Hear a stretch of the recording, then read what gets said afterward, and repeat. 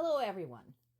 News sources today are full of information about the strikes by Ukrainian drones against Russian oil refineries.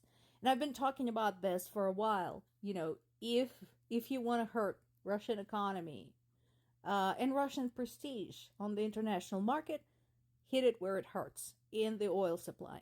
So, this is where Russia's constant propensity to lie about everything is starting to turn against Russia itself. Because on one hand, they're saying they have repelled these attacks. On the other hand, they're saying that the refineries have been damaged. So which one is it, guys? Unless your chosen method for repelling drone attacks is using the physical location of the refinery as the disruptive method, then it's okay.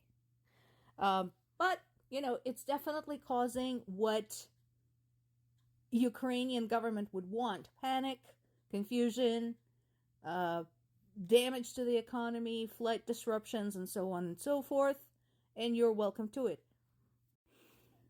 And again, on one hand, Russian authorities and media are saying we have disrupted those attacks.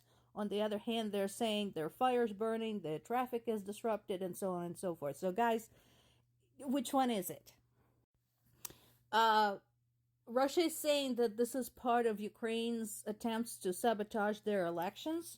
No, we're not keeping people from, voting. Although there was a hit next to a polling place in my home Zaporizhia region where Russians are forcing Ukrainians to vote at gunpoint.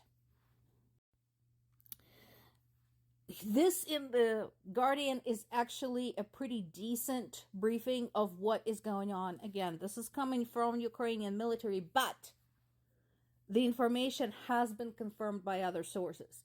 Again, we go back to the fact that when we get information from Russia, we can't verify this because they don't allow foreign journalists, or the foreign journalists who are there on the ground are too afraid to report anything because they're afraid that they're going to be thrown in jail for discrediting the Russian army. So, here's what we know. During one of the attacks on one of Russia's refineries, a person had a heart attack and died. So there's that. There's been 35 drone incursions that we know of, including 4 in Moscow, which is why Moscow is once again imposing flight limitations, etc. And there's been more scattered attacks in the border towns as well. Those are not the most important ones. Those are just, to keep up the panic level among the Russians.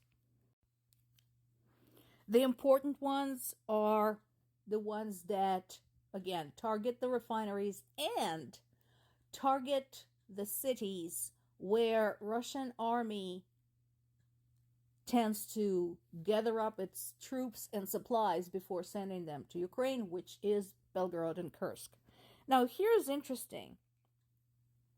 The acts of sabotage for the election specifically didn't just take place in Ukraine, although that wouldn't surprise me at all. There are acts of sabotage that took place in Russia, and chances are those are not Ukrainians. Those are Russians doing it themselves. So what's going on? There were some protests. There were some folks who started fires at the ballot boxes, who poured lye into the ballot boxes. There was a report of a 13-year-old schoolgirl who set a tablecloth on fire at the polling place. And then the only remarkable episode was the dropping of an explosive close to a polling station in my home Zaporizhia region. And I mentioned this before. You're going to force people to vote at gunpoint. This is what's going to happen. And again, Russia can claim that they have ownership of those regions all they want. They're going to claim that people voted for Putin, that they voted to have Russian citizenship.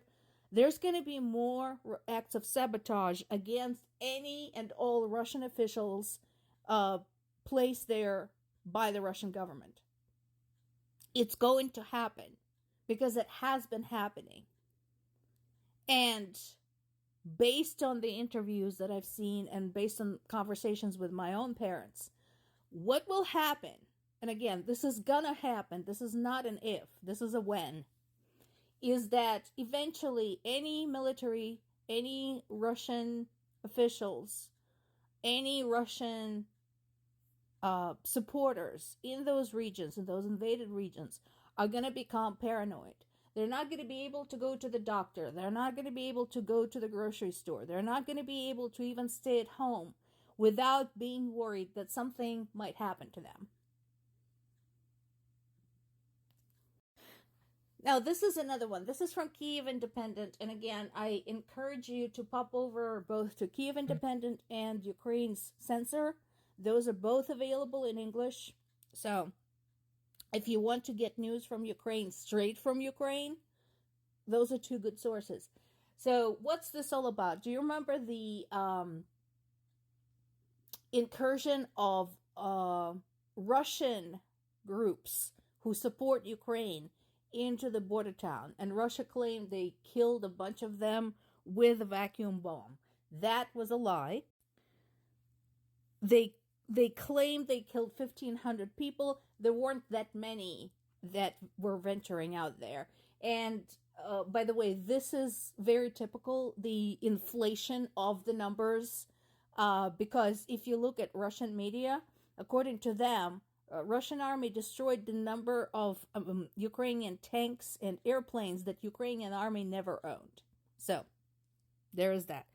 But this particular article talks about what a vacuum bomb actually is. And indeed, if it was dropped on something or someone, it would be very grave indeed. But in this particular case, it was a lie. And again, the number of troops affected were grossly exaggerated.